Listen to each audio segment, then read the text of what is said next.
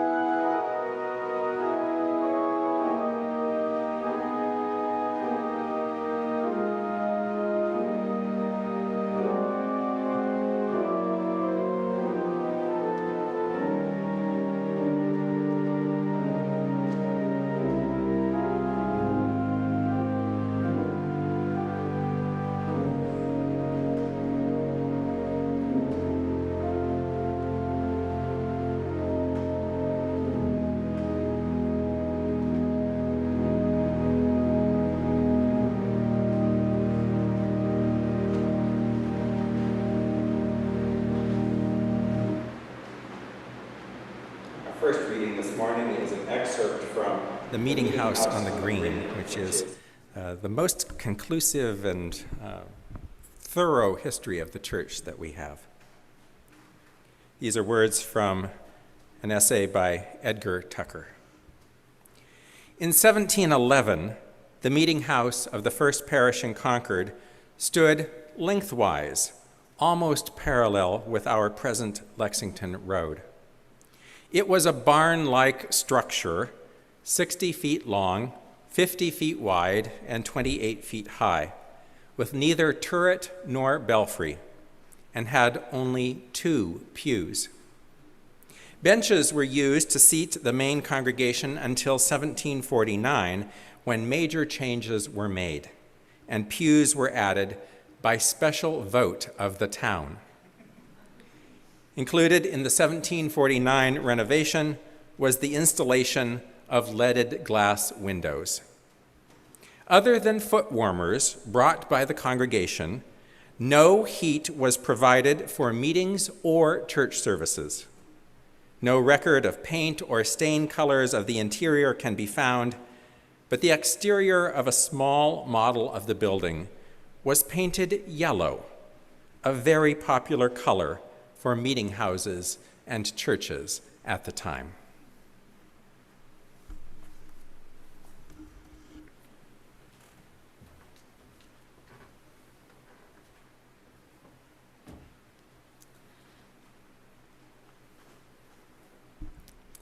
Our responsive reading is in the back, though not super far back, in your gray hymnal, number 444, or it will be on your screen on a slide if you're on Zoom. Number 444 by Kenneth Patton, This House. I will read the Roman type, and I invite you to respond with the italicized. This house is for the ingathering of nature and human nature. It is a house of friendships, a haven in trouble, an open room for the encouragement of our struggle. It is a house of freedom, guarding the dignity and worth of every person. It offers a platform for the free voice, for declaring, both in times of security and danger, the full and undivided conflict of opinion. It is a house of truth-seeking, where scientists can encourage devotion to their quest, where mystics can abide in a community of searchers. It is a house of art, adorning its celebrations with melodies and handiworks. It is a house of prophecy, outrunning times past and times present, in vision of growth and progress. This house is the cradle of our dreams, the workshop of our common endeavor.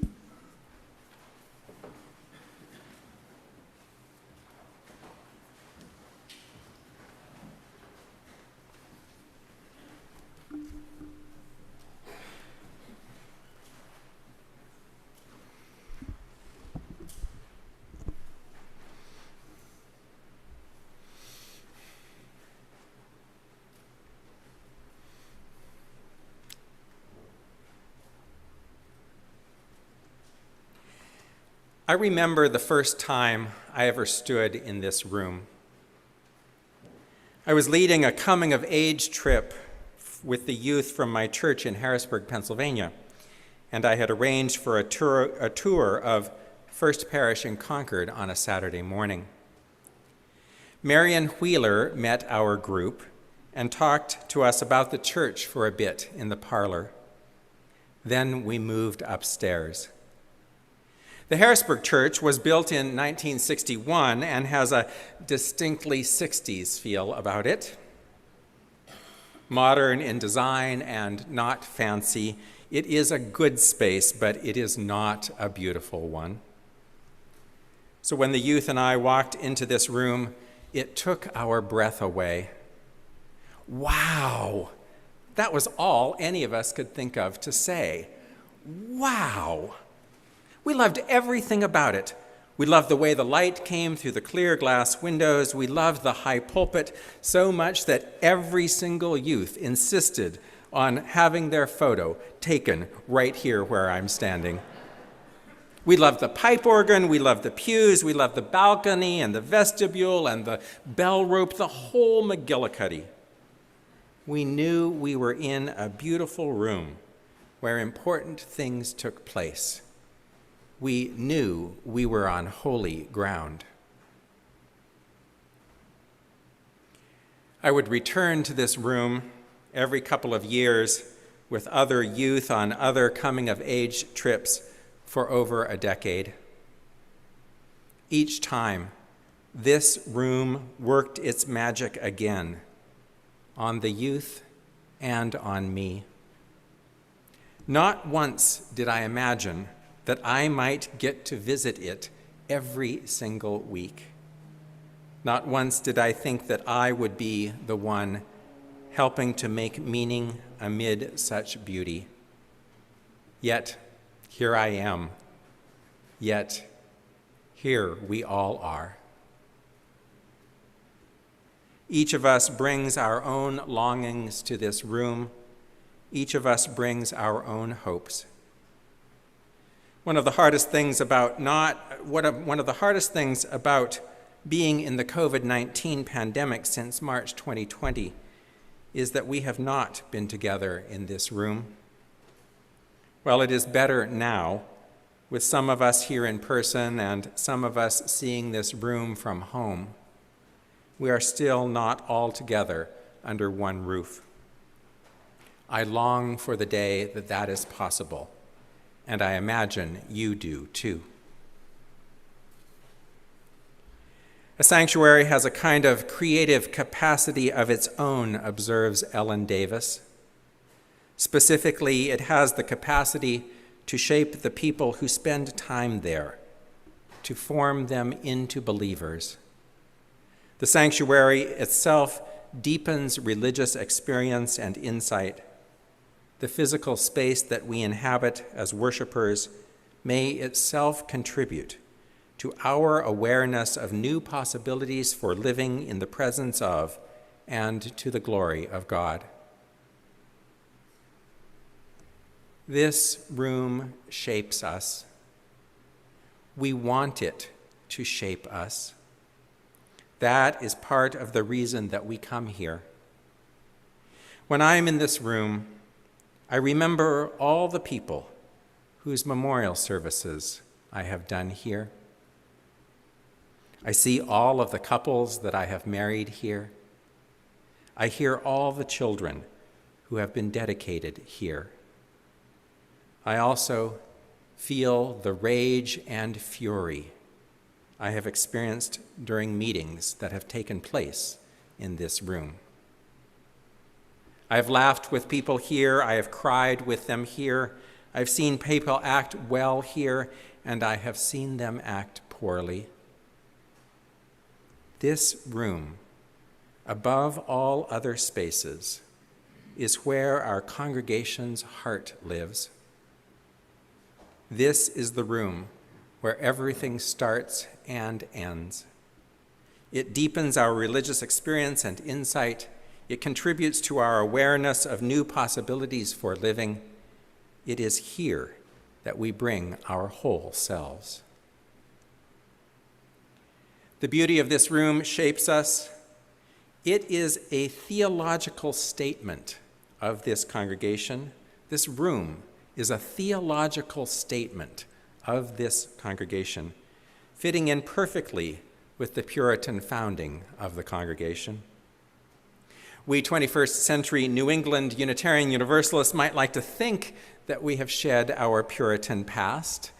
Rather, we have reinvented it for the modern age, both the good aspects of Puritanism and the restrictive ones.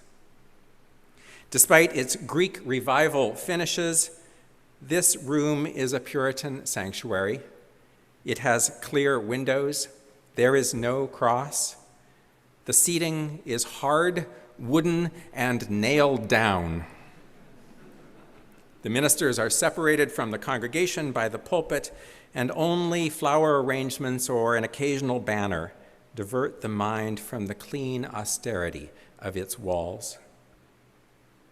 Our Puritan ancestors could walk into this room today and declare it fit for worship, once they threw out the pipe organ, of course. Puritanism's main end was to decrease the number of hurdles between God and humanity. They had little use for church hierarchy. Their ministers did not robe, and their sanctuaries were plain. Their meeting houses served both sacred and secular purposes. People were not to be distracted from the worship of God by musical instruments, priestly garments, or stained glass windows.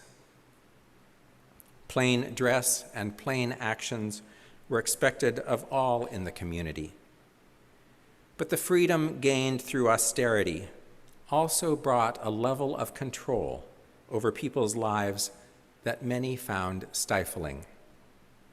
And I wonder, too, how that control might have carried over to today as well.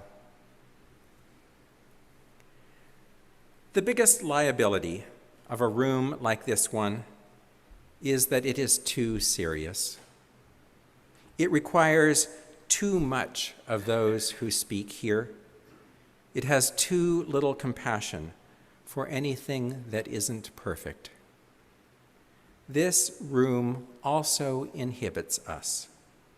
It restricts us and dictates who might or might not feel comfortable here. I'm always surprised how speaking at this pulpit affects people. It affects me too, just to be clear. But standing in this place and saying something actually frightens people. Heck, it frightens me too. I've seen people who are confident everywhere else in their lives lose their nerve right here. I've seen people who were eloquent elsewhere stumble over their words here. And I have seen people simply refuse to come up here because the pressure was too high. It is assumed that everything that is said or sung in this room will be high quality and important. So what does that do to us? How does that level of perfection work against the beauty that this room is trying to impart? By enforcing the norms of this room, how might we all be restricting ourselves as a congregation?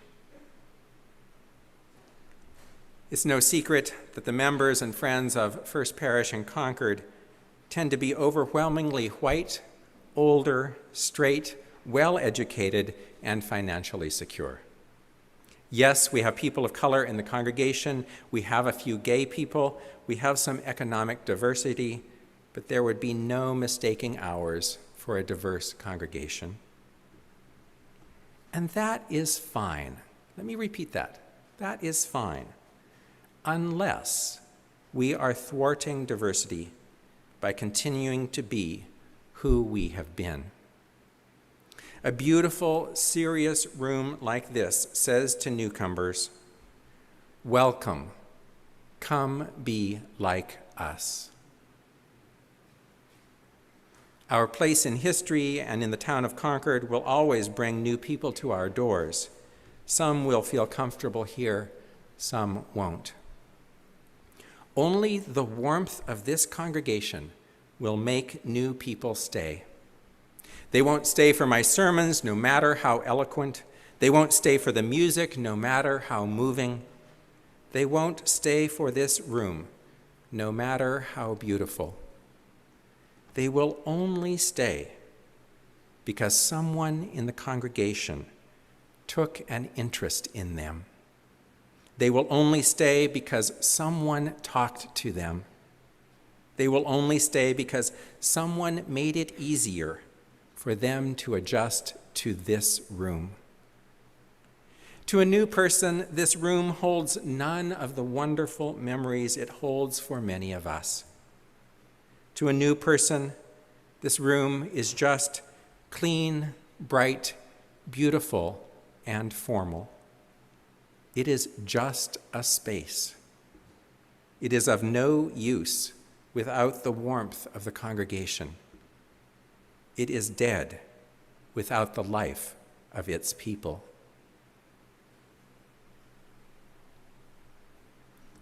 What is beauty for? Reverend Zen Hess says, "The beauty of a place captivates our imaginations, which softens us to whatever the beautiful thing may teach us. Beauty is a catalyst drawing our mind, spirit, and heart to attend to that which our bodies encounter. Beauty softens us to whatever the beautiful thing may teach us." That is what this room does. It softens us. It pulls us beyond our selfishness. It says, "You are not alone." It says, "There is something greater." This room teaches us truths we will find nowhere else in our lives. It makes space for us, space to sit, and interior space as well. One of the things that has sustained me the most through the last 18 months has been a little video. In those early days of the pandemic in March 2020, the church staff and I were scrambling to move everything online. At that point, we thought that we would be out of the building for a couple of months or so. Boy, was that not the case. For that first service where we were all on Zoom from our homes, I came in here during the week and took a minute-long video of the Chalice with my cell phone. Just the phone on a music stand, just one take, this room empty on a sunny morning.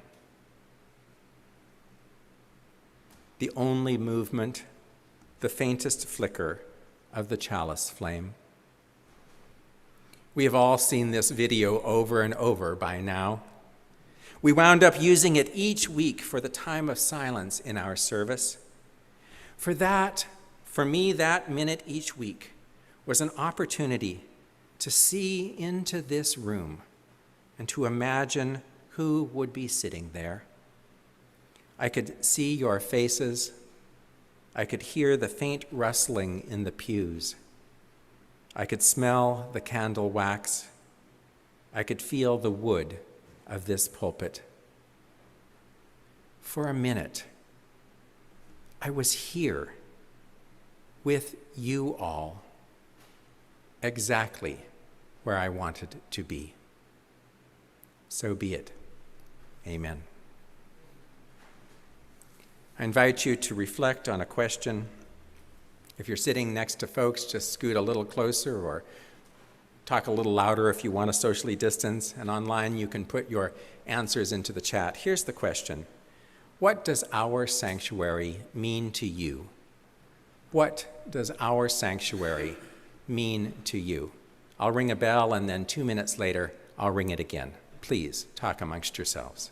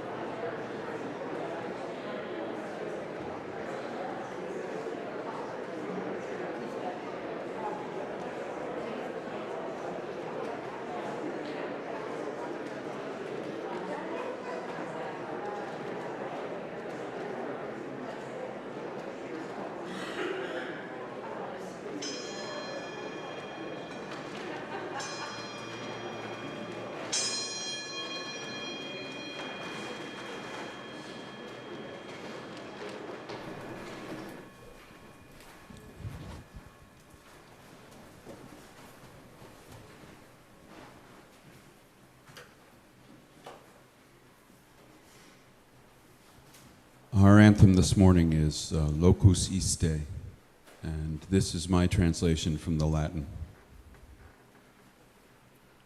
This place is in the divine and of the divine. Its grace cannot be measured. It is beyond judgment.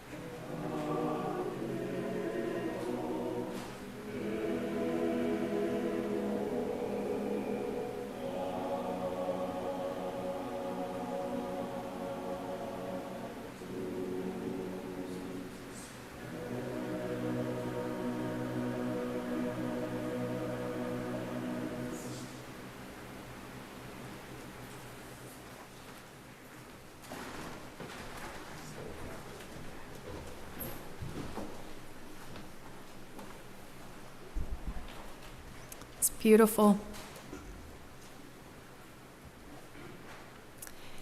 When we come together, we offer the prayers of our hearts and the meditations of our hearts into this room, into the company of one another, to hold the highs and lows of our lives in community.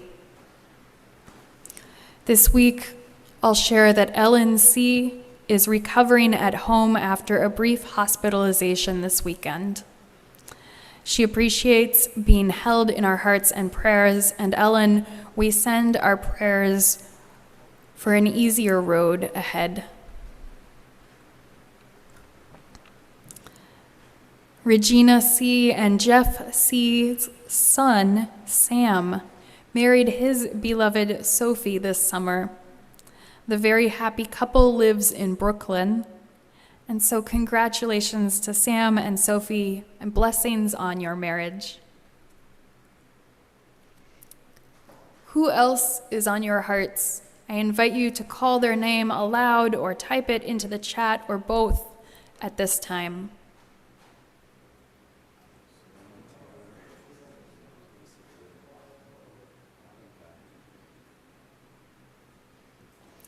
And let's hum along as Beth leads us in Spirit of Life.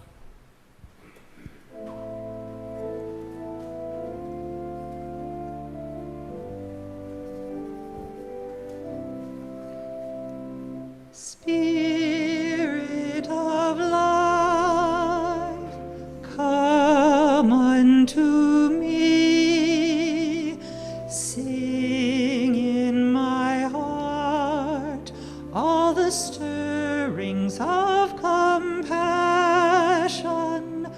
Blow in the wind, rise in the sea, move in the hand, giving life the shape of justice. Roots hold me close, wings set me free. Spirit of life, come to me, come to me.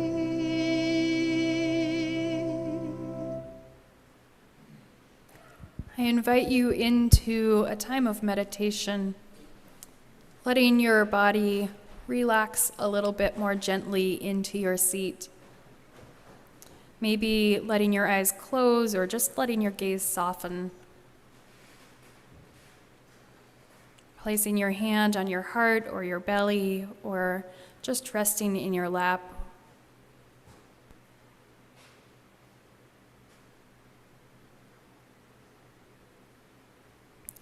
And sinking into the room of your heart, the room of your spirit.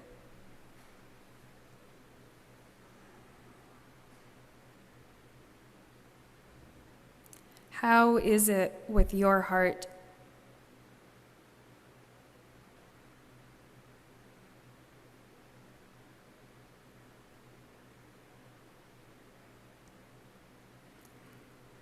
Where is there gripping in your heart?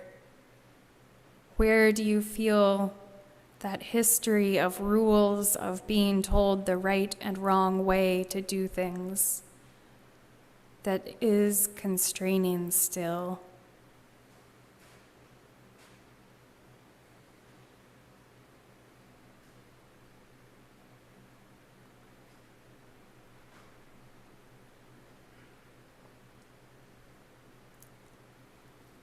Can you loosen a little bit in that gripped place? Can you invite a little more gentleness, a softening? Let your heart be a little bit more spacious.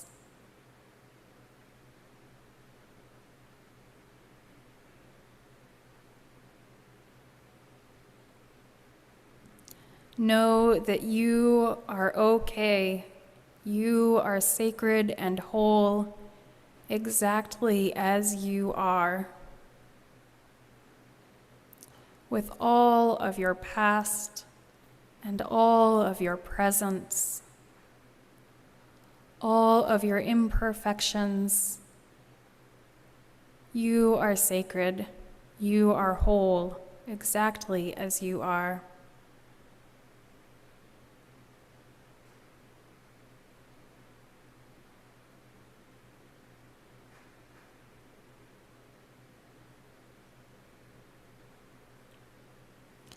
Can you invite a little more warmth into your heart for yourself and also for others?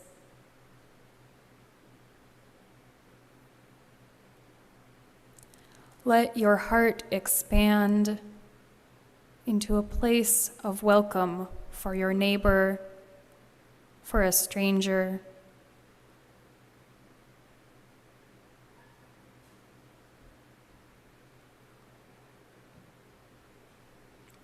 Hold in your heart a space of celebration for Sam and Sophie, for Regina and Jeff.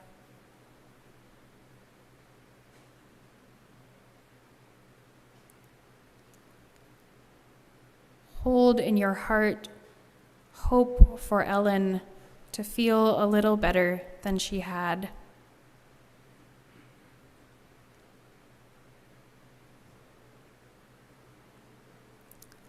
And hold in your heart some curiosity and hope for the road ahead.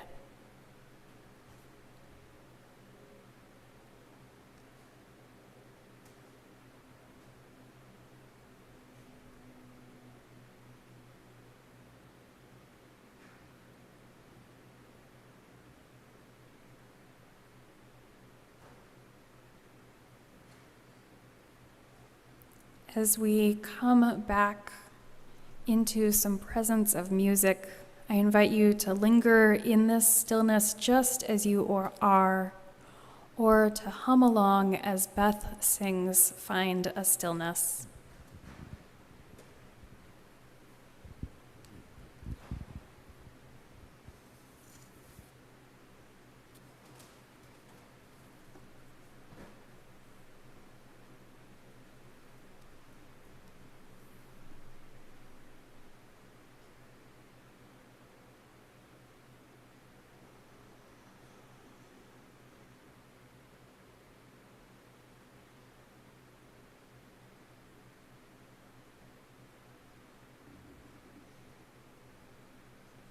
Let this music wash over you.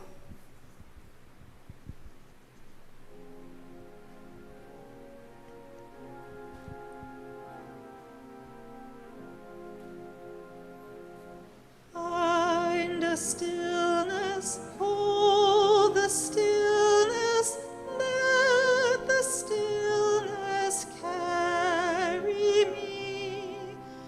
Find a silence, hold the silence, let the silence carry me. In the Spirit, by the Spirit, with the Spirit giving power, I will find true harmony.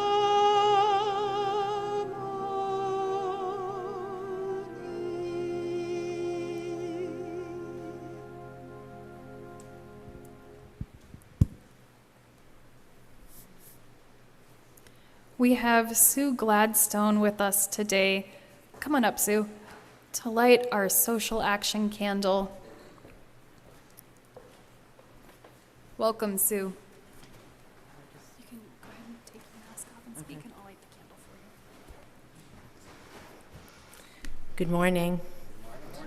I am Sue Gladstone, that is true. I'm a Concord resident, and I've been working at UTEC for the last 4 years. I found UTEC and Lowell through the Jericho Road Project. So nice to make that connection. I'm going to tell you about an organization that believes in a clean slate, and not just a second chance, but sometimes 8 chances. A place where a young person can be safe to fail. UTEC is in Lowell, also in Lawrence and Haverhill, the whole Merrimack Valley. And we are a 21-year-old organization that helps 17 to 24-year-olds coming out of gang violence or incarceration find their way and find a way to not go back into the criminal justice system. Because the statistics are that if you're a young person, you're going to go back 50% of the time within a year and 75% within 3 years. And what we do is, our big goal is to reduce the recidivism, and we do that, and it's at 15%. So we really, by being in our program and working with our staff, who have also had lived experiences in the criminal justice system in many cases, they're going to not maybe go back to jail and start a new life. And the way our model works is that we offer paid job skills in our social enterprise. We offer education, and then we wrap around them with free childcare, because 50% have young children, mental health counseling, any other way we can help them stabilize their lives. And it's very rewarding to work at a place like that and watch the transformation, because the transformation is 2 generations. It's not just the young people, it's their children. And that is going to be something that lasts. And that is our goal, is to help them and continue to help them, even when they leave our program. So when you give to UTech, you're helping a family transform. And they do the work, we serve them, but it's wonderful to watch, and it's wonderful to see all the success, challenges, but also success. Thank you for choosing UTech to be this charity for this month. Thank you. Thank you, Sue. Oh, yeah. Thank you, Sue. UTech is indeed our Share the Plate recipient this month for all of October. Here at First Parish, our offering is shared 50-50 between the good work of our congregation and the good work of a partner organization. I know I have needed a second chance in my life. I think that's part of the human condition that we all have. And so I thank you for your generous contributions to offer more youths another second, third, fourth, fifth chance. Thank you also for giving for the good mission of First Parish. The offering will now be gratefully received. Instructions for text to give are in your order of service or will be in the chat or on a slide on Zoom. And we also in person have offering plates at the doors if you would like to give cash or check on your way out. Thank you for your generosity.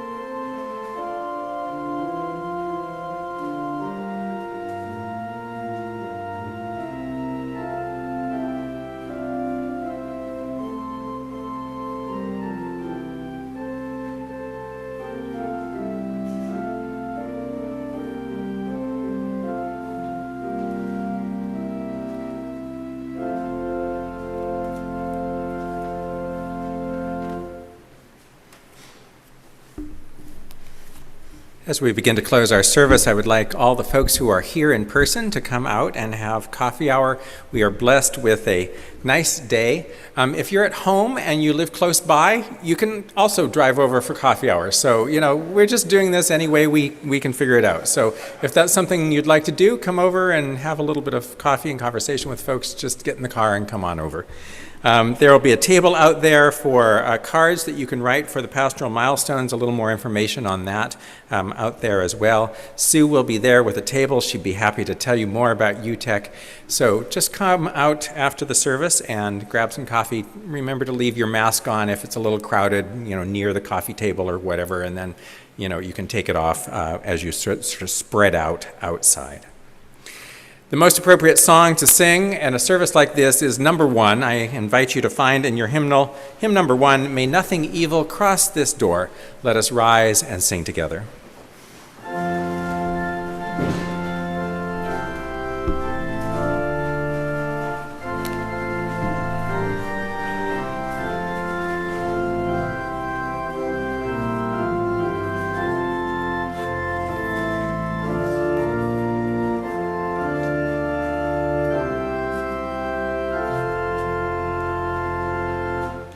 May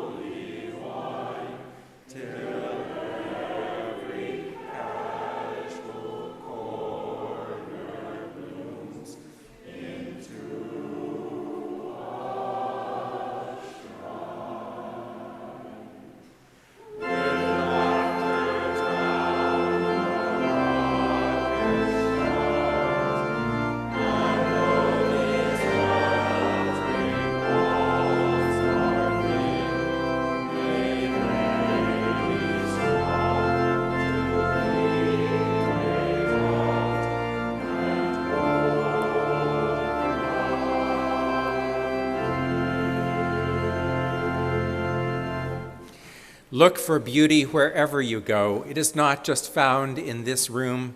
It is not just found in nature. It is found in people and cultures. It is found in food and in art.